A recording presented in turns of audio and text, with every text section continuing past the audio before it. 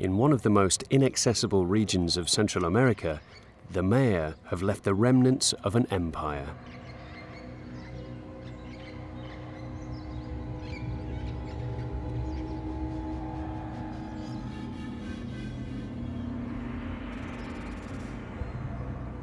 They erected whole cities from stone, which climb high into the sky, a lost world of palaces, temples, and pyramids.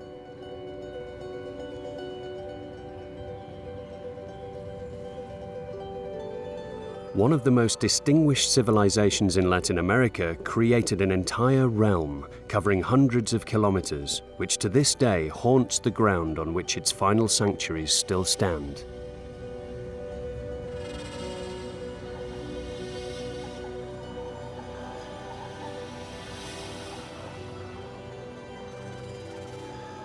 On the borders of Mexico and Guatemala, Belize, formerly British Honduras, is primarily made up of forests, caves and rivers, a wild and impenetrable land for one of the least populated countries in the world.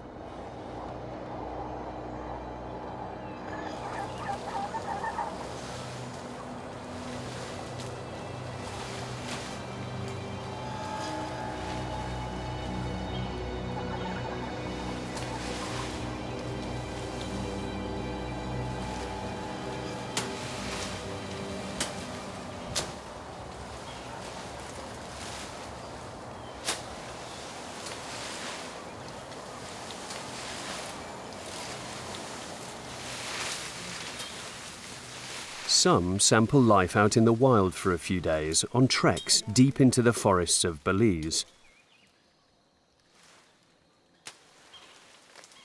Without inviting trouble, you can't venture here without a guide like Marcos, whose stomping ground it has been for years.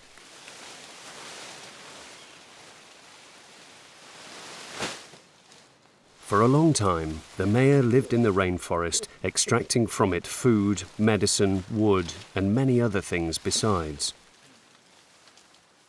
It's this knowledge of the natural environment that Marshall and Natalia have come to learn from Marcus.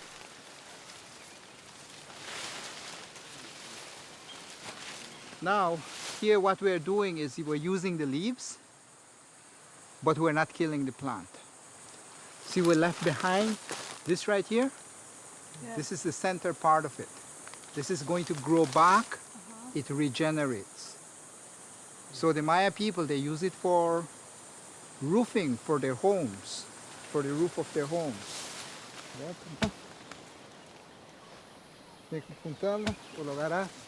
With just his machete, Marcus can live here for several months on end, finding water in the creepers, hunting animals and insects for food, and being able to call on the countless number of plants which are known for their medicinal qualities. Scientists who are studying the forest draw on his knowledge, as do the British Army, which trains its elite troops here, and travellers who are curious to learn, among other things, how to build a shelter for the night. For me to share that experience with other people, I find it important so that it can be educational and people can realize the importance of preserving the jungle environment, especially the Maya people who use these forests for their livelihood.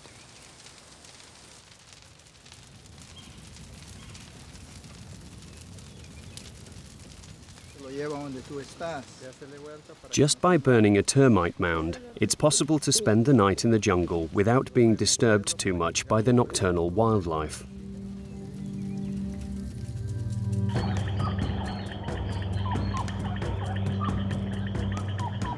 Nearly a third of the country's forests are now protected, with 250,000 hectares of rainforest, palm trees, tropical cedars and mahogany classified as nature reserves.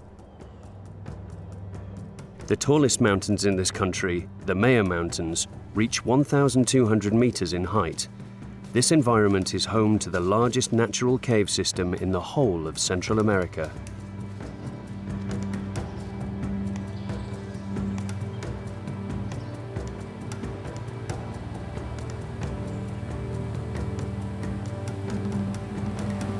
Trekking tours into the heart of this natural environment are also a good way to protect it.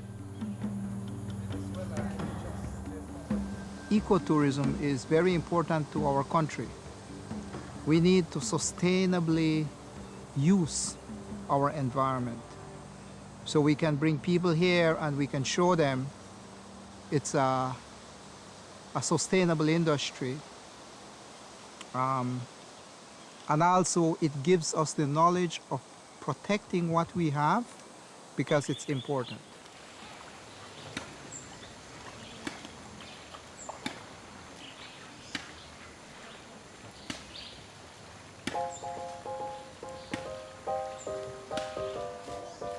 Today, the descendants of the great Mayan Empire live in the south of Belize, in small villages. They're farmers who still live with very little and pray to Christian saints rather than their own gods. They no longer frequent their temples, which are now overgrown by the forests.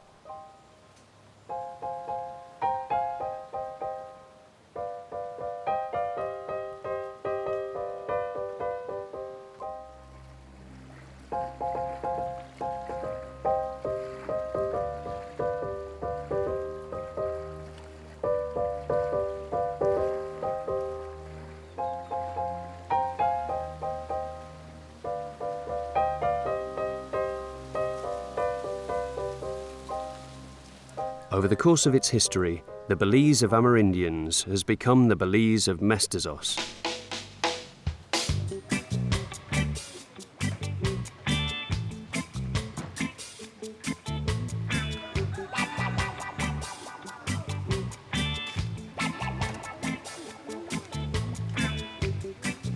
All right.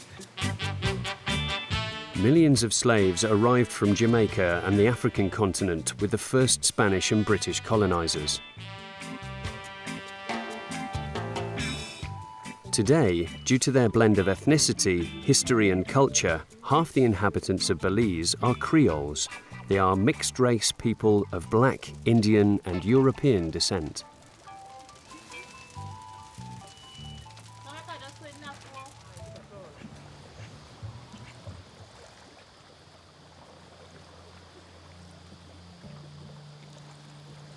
The Creole community of Gales Point, Manatee, was founded by slaves in the 17th century who were fleeing a revolt in the capital, Belize City.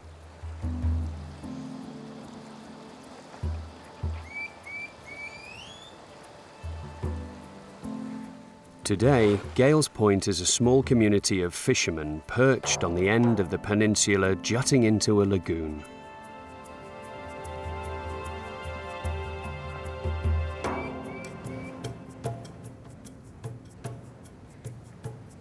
People come to observe the many manatees, birds, sea turtles and iguanas which populate this remote area.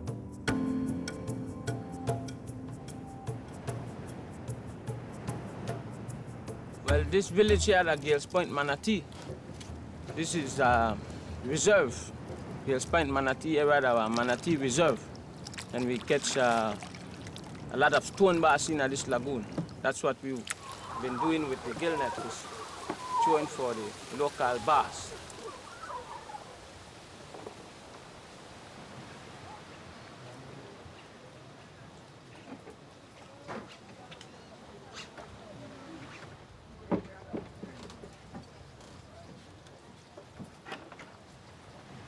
At the tip of the peninsula, Emeth, a master drummer, has founded a percussion school to keep the tradition of African rhythms alive.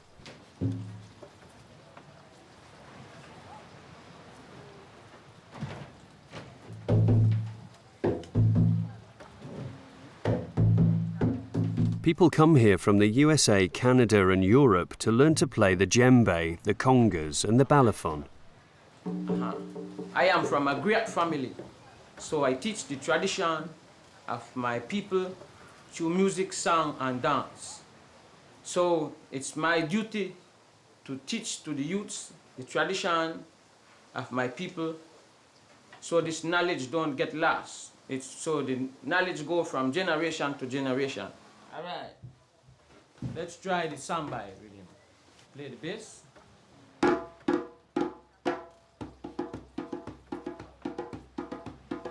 With the modest earnings from his teaching, Emmeth has set up an organisation which looks after young people in his village and teaches them the rhythms and songs of their distant ancestors.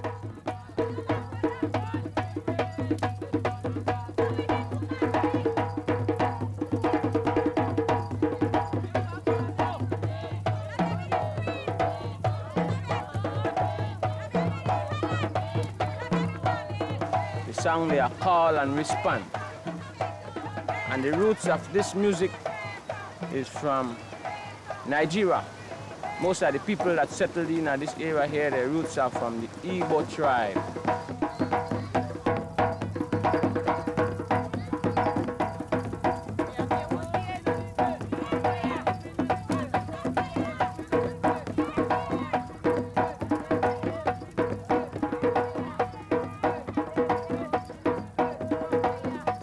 Emmeth, the master drummer, will tell you plenty more about Gales Point.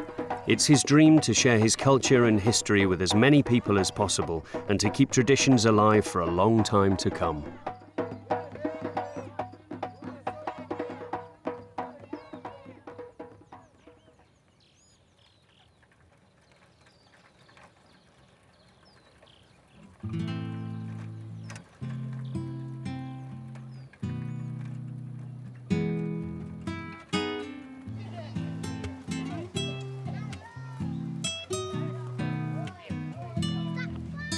The most popular attraction in this country is its zoo.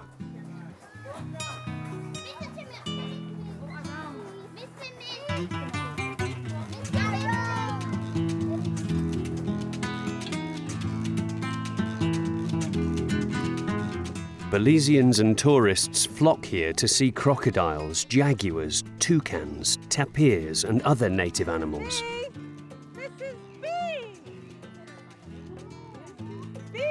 For the last 25 years, parents and children alike have marvelled at the animal world, thanks to Sharon, the founder of the zoo. Come on, Mrs. B. Wow. Mrs. B. In Belize, Sharon is one of the most passionate defenders of wildlife, and her zoo is recognised as the best small zoo in the world. Mrs. B. Mrs. B. Come on, sweetheart.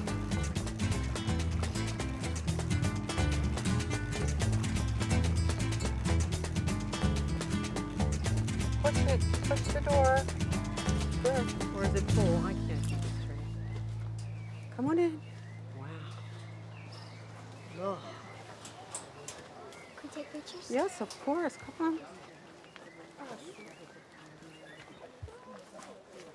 What amazed me, even back then, were how many of the Belizeans, the local people, would find their way to this outpost because they heard about it. And I mean, it was remote from Belize City, the biggest city in the nation. No problem. Have a great afternoon. We're trying to ask people to protect the forest and that these animals are important, and they don't know these animals. And what about all these children? They're growing up without the magic of animals in their life. So I just stopped my life right there and said, I don't care what it takes. I am going to turn this place into the most dynamic wildlife education center the world has ever seen. Rocky, rocky, rocky. Sharon is an exceptional figure who one day abandoned everything to dedicate her life to animals. You really love those cows and hounds. In her former life, she was a US Air Force instructor, a biologist, and then an animal trainer for a circus in Mexico before she became involved in a film and found herself in charge of about 20 animals at the end of the shoot. Rocky, rocky, rocky. Not being able to release them back into the wild, she built a zoo which today accommodates more than 100 animals, all of which are native to this country, like Buddy Jr., a jaguar which has become an icon of the zoo. You're living at the zoo and you're having lots of fun. I think.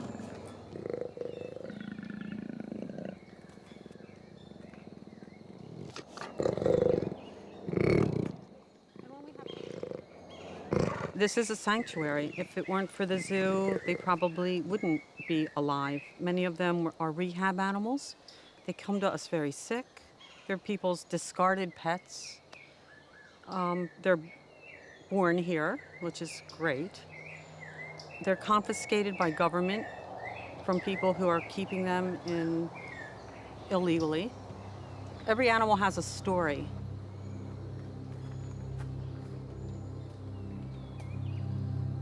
The majority of animals in this zoo are endangered species. Like the tapir, the largest mammal in Central America and one of the 2 national symbols of the country, along with the black orchid. Tapirs are poached and killed for their meat, as was the mother of Timbo. He's a young tapir who was orphaned and taken in by Sharon. The future for Tambo the tapir, he's going to be a great symbol for habitat preservation and for saving all tapirs everywhere. The question is, do you want to live on a planet without so many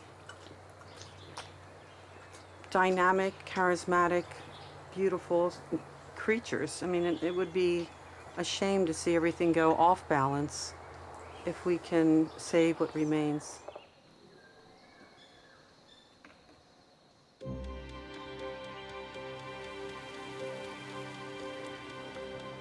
Sharon's private zoo continues its work without any public funding. If ever you come to visit this zoo, don't forget to sign your name on the wall. For $3, you'll be contributing to the protection of animals which man has all but forgotten.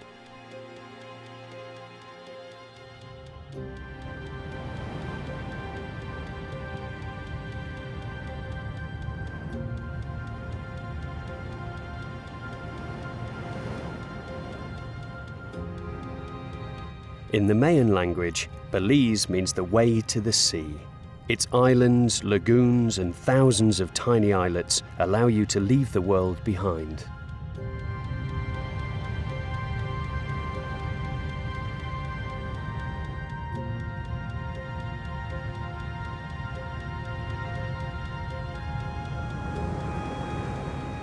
Belize has the longest coral reef on the planet after Australia.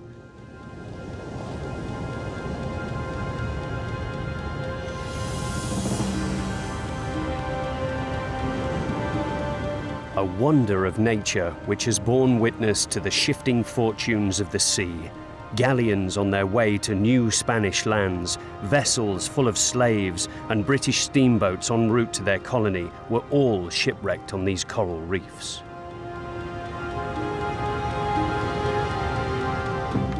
The Caribbean is a sea of adventures, but it's also the story of several islands. Long Kay's story begins with the dream of a desert island.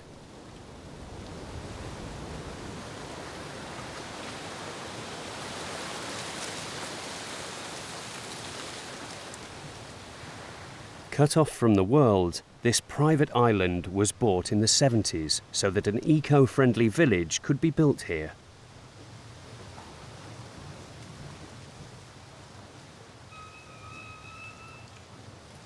Jackson, the owner of Long Kay, has been trying to develop this island over the last 40 years or so by selling plots of land to whoever is interested in buying a slice of heaven. This is approximately a 625-acre key, 45 miles off the coast of Belize. And we're going to do approximately 300 parcels. We're almost through surveying the whole key, and 70% of it is preserved. The remaining 30% we have a minor footprint. So this is about all the construction that's going to be done out here just in this particular area. We have a little higher end area we're going to do right here, which we will probably put on a grid to experiment with sewage and a solar farm and a wind farm.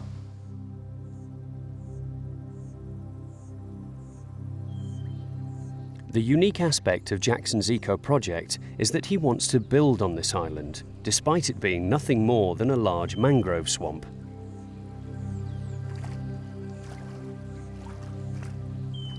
The mangroves cover the whole of the island, support many tree species, and are a precious ecosystem for the wildlife living there.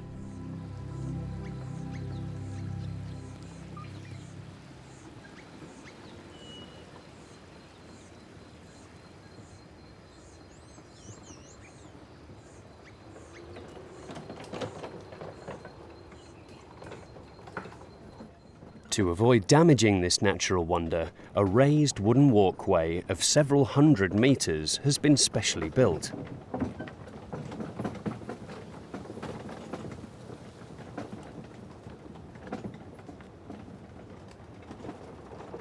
It allows access to a show home which is completely self-sufficient in terms of electricity and water supply, a house which has been built with as little impact on the environment as possible.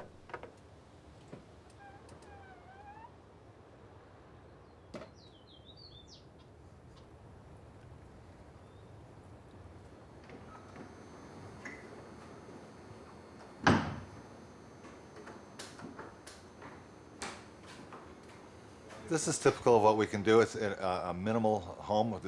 A lot more can be done as far as square footage is concerned, but this is pretty much what we're shooting for right here, and we are having very little impact, very little footprint on the key itself.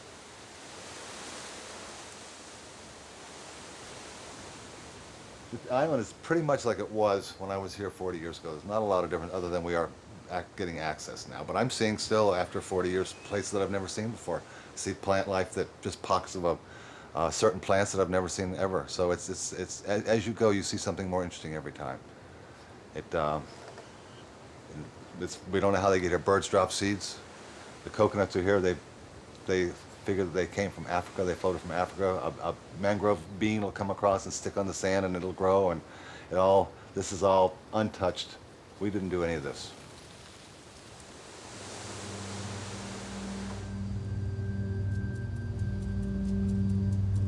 Jackson's Island, Long Cay, is situated on one of the most beautiful atolls in the Caribbean, Lighthouse Reef.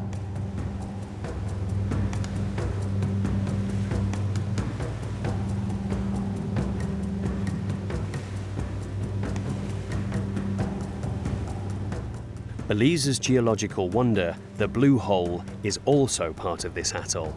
It's one of the largest marine holes in the world, 300 meters wide and 140 meters deep.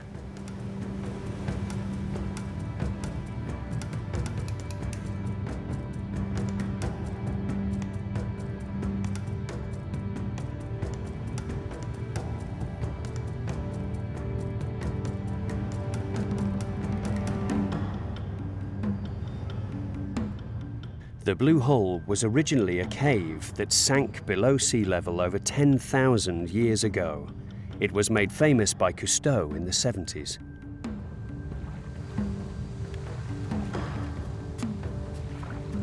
Today on Long Cay, around 10 plots have already been sold by Jackson, the man who makes dreams come true. It's as if Belize were a wonderful dream-making machine. Mosquito meal. And we're living the dream now, and the dream will continue on for future generations. The important thing for us is our grandchildren will get to see what we got to see and our forefathers got to see. So I think that's the critical thing, because you can't talk about it, they have to experience it.